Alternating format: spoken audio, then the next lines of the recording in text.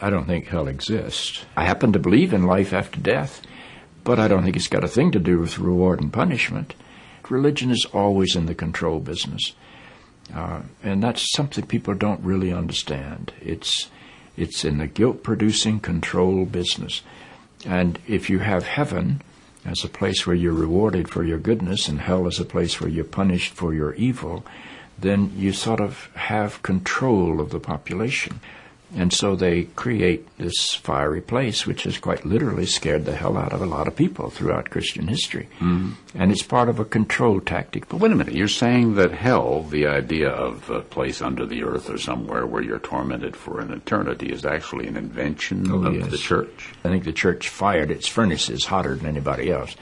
But I think there's a sense in most religious life of reward and punishment in some form. The church doesn't like for people to grow up, because you can't control grown-ups. That's why we talk about being born again. When you're born again, you're still a child. The people don't need to be born again. They need to grow up. They need to accept their responsibility for themselves and the world.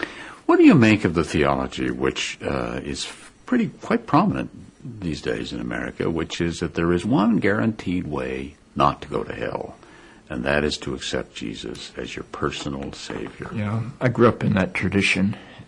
Every church I know claims that we are the true church, and they have some ultimate authority. We have the infallible Pope, we have the inerrant Bible. The idea that the truth of God can be bound in any human system, by any human creed, by any human book, is almost beyond imagination for me. I mean, God is not a Christian. God is not a Jew or a Muslim or a Hindu or a Buddhist. All of those are human systems which human beings have created to try to help us walk into the mystery of God. I honor my tradition.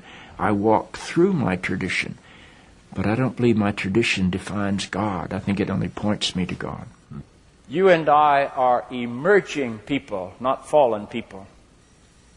Our problem is not that we are born in sin.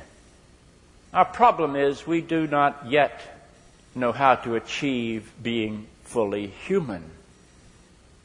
The function of the Christ is not to rescue the sinners, but to empower you and to call you to be more deeply and fully human than you've ever realized there was the potential within you to be.